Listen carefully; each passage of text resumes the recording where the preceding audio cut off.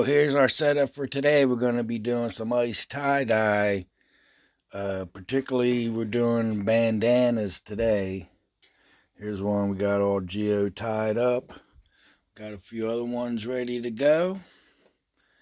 Basically, how we started is you need a container or something. So we actually have here a spring water bottle, 1 gallon size. You can get water, milk, juice, anything you can, to make it like a bowl so you can set it in there when we put the ice on top. So here's one already cut down. Obviously, we do mass production. We do 6 to 12 at a time. And I'm just going to show you today how we actually do it. So soda ash wise, there's a few different ways we could do it. You can wash your item, strip it down, put it in the soda ash, spin it out. That's how typical tie-dye is done. But usually what we do, we're going to set our bandana in our container. Then what we like to do first is to spray it with some water just to get a little bit wet. So when we put the dye on, it actually sticks to the material and not just go to only the bottom of your bowl. Back to what I was saying about the soda ash. You do it a few different ways. The spray, you could add your soda ash to the water of your spray when I sprayed it. Here we got liquid or normal, 1 cup of soda ash to 1 cup of water. Warm water, shake it up, put it in a little squirt bottle. Squirt it on your item. You can also, in ice dye, put it directly on your item. You can put it on now. You can put it on after you put the dye on. Put your ice on. Many different ways. Here you notice we already have our dyes ready to go. We're just going to use the basic prime colors, yellow, red, and blue. Here we already pre-mixed all our dyes just for our ice dyeing. Here's gold. And see how we marked every container, SA, soda ash. This dye here is actually mixed 1-to-1 ratio, meaning 1 cup of dye, 1 cup of soda ash. Put the lid on, shake it up vigorously, and spoon it out how you like it. So right now we're going to start applying the dye.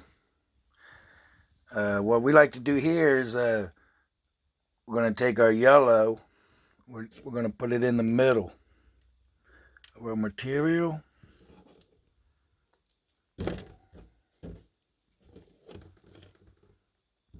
Fairly a lot, because it's yellow. Other colors tend to absorb into the yellow and the yellow disappears. Then we're going to take our red. You can sprinkle it on any way you want. What we like to do is we're actually just going to do one edge red, one side blue. So we're going to put our red on. Try to overlap the yellow a little bit. You see, I didn't use all the dye. You don't need that much. That's red, fuchsia red with the yellow. We're going to get the orange in the middle. And over here, it's nice because you can turn the container. We're going to use our turquoise blue. Put that on, making sure it's going to touch some of the yellow. We get a green. And if we wanted to, we could actually sprinkle a little bit down in here with the red and the blue. We'll get some purple. There you have it. Lay down our dye. Now at this point, a lot of people, you can put your soda ash on, more soda ash on now and sprinkle it. Then you're ready for your ice. So we'll get the ice. We'll lay the ice down on top of it. All right, so we got our ice. A few days ago, I started making some blocks of ice. What we actually do is use a Tupperware container. We fill it about halfway. Get nice blocks of ice. It's probably a good pound of ice here. Basically, we're just going to put it in our containers, lay it down in there. And we'll let it sit in the muck for probably a week. Because we also want this to melt down, but we also need it to get up to 80 degrees or so in our temperature wise.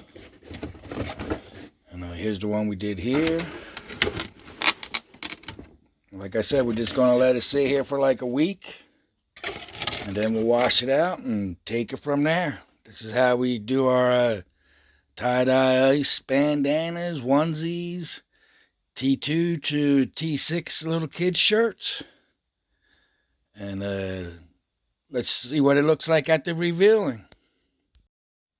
Here's a better view of the ice laid out on top of it. Like I said, we got soda ash in there. It should be enough. If you wanted to, you could always take your soda ash, sprinkle it on top of the ice. You know, very lightly. You don't want it clumping up so it melts through evenly.